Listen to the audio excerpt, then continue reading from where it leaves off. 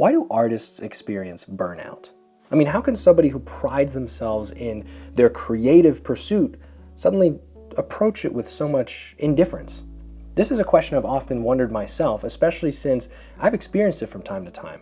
And maybe you're experiencing it right now as well. Maybe that passion that you once had for your art has been somehow replaced by feelings of apathy or disinterest.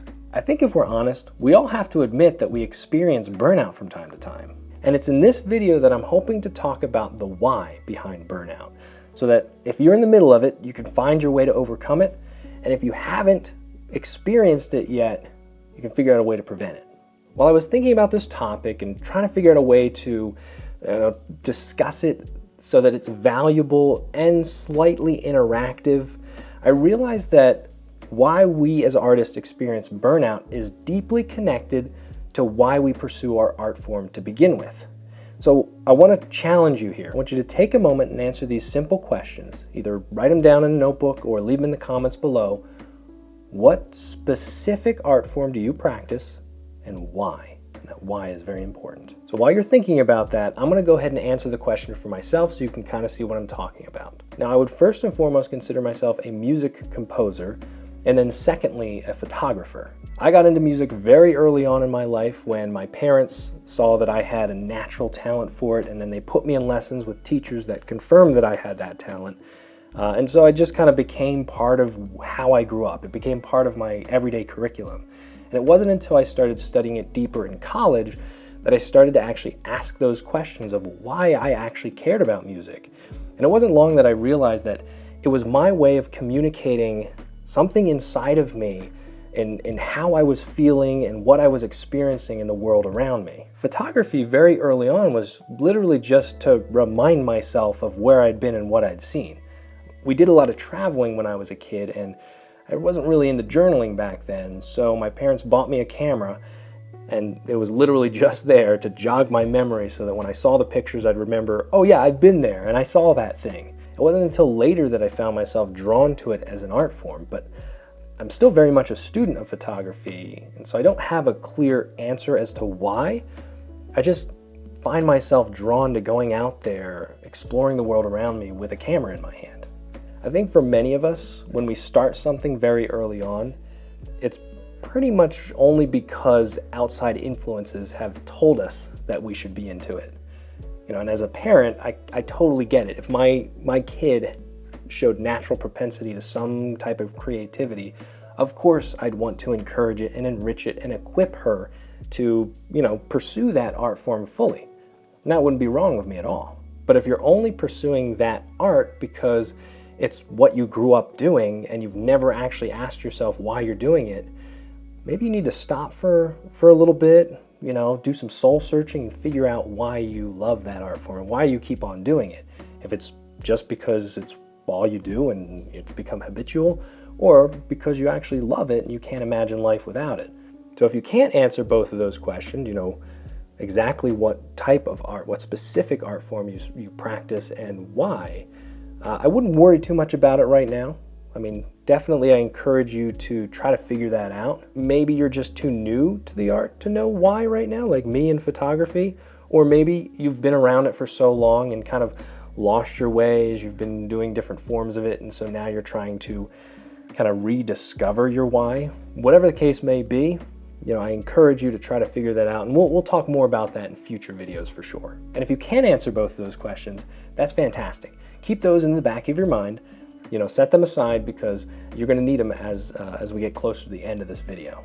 At this stage of most YouTube videos like this, I would spend the next few minutes rambling along monologue about what artistic burnout is and why you should keep watching this video and how I have all the answers, but I'm pretty sure we all know what artistic burnout is, and I really don't have any solution for you except to encourage you to think about it for yourself. Let's go ahead and outline a few reasons why a lot of people experience artistic burnout.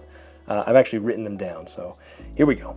An artist might experience burnout from one of the following 4 reasons. Number 1, a hyper or singular focus on a single art form or project without allowing the creative parts of their brain to rest and recharge. In other words, you've been so hyper fixated on one single art or one single project that it's literally all you've done. And you do it for so long, so consistently, that your brain never has a chance to recover between, doing other things.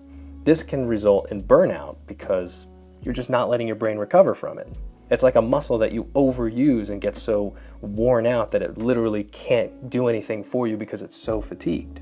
The second reason you might be experiencing artistic burnout is because of the stress that accompanies misaligned priorities associated with daily life obligations. In other words, you don't have your priorities straight.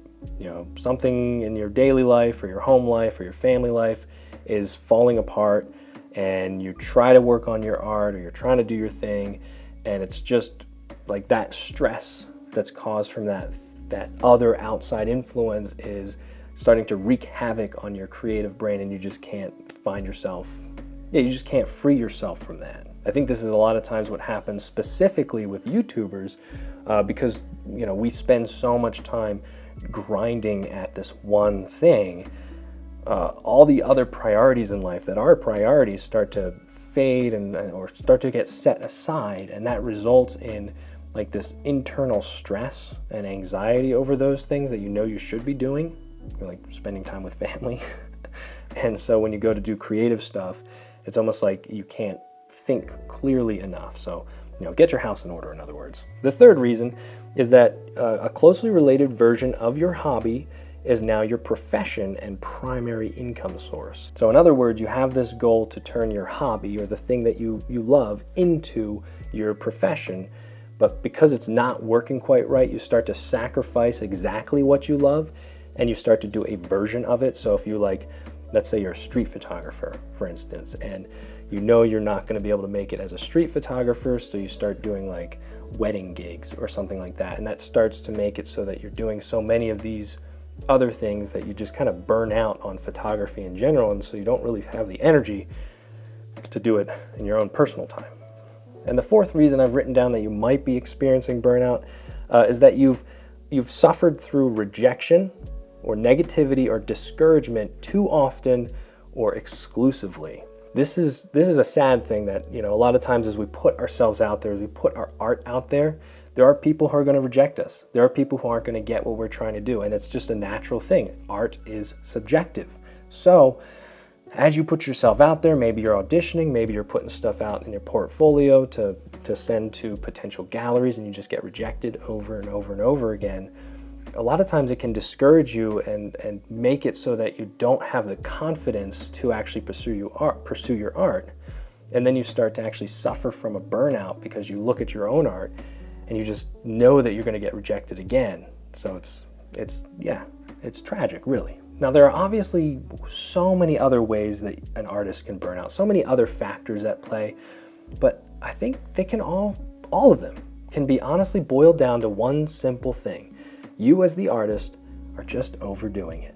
Think of your creativity as a campfire that's burning nice and bright and hot. If you don't consistently put fuel on that fire, no matter how hot and bright it burns, it will eventually die out. So you might be experiencing burnout because you have burned too hot and too fast, and you've worked through it without refueling it. Or maybe you're new to the art form and you don't really have a good foundation of heat that you can draw from. Have you spread yourself too thin? Have you worked at it so long that you've just kind of given up on feeding yourself? No matter what the case may be, it all boils down to you have to continue to feed your creativity or it will eventually burn out. Remember those two questions I asked you earlier? It's time we're going to use those. So you think about your specific art form and now think about your why. Look at that. If you haven't written anything down, just picture it in your mind. And we're going to use it this way. Your why, the why that you've written down is connected to the fuel that's needed for your creativity. Let me explain. My reason for music composition was that it's my way of communicating feelings and my way of communicating experiences that I have. So in other words, if I stop feeling things and if I stop experiencing things, I'm not fueling my flame. It starts to die out. And I can stop feeling things when I start to get apathetic about life or cynical about life. and I can stop experiencing things when I get so buried in my work that I forget to look around and appreciate all that's happening around me. So how do you overcome artistic burnout? How do you prevent it from happening?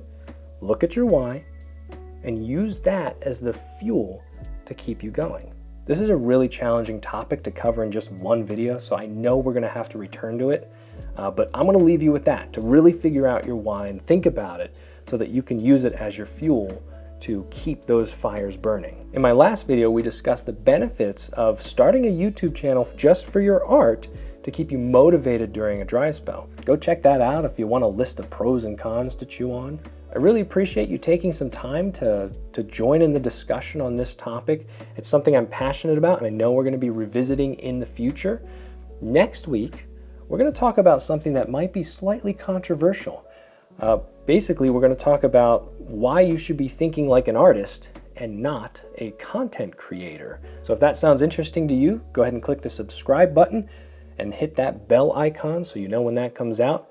That's all I got for you, so thanks again. See you around.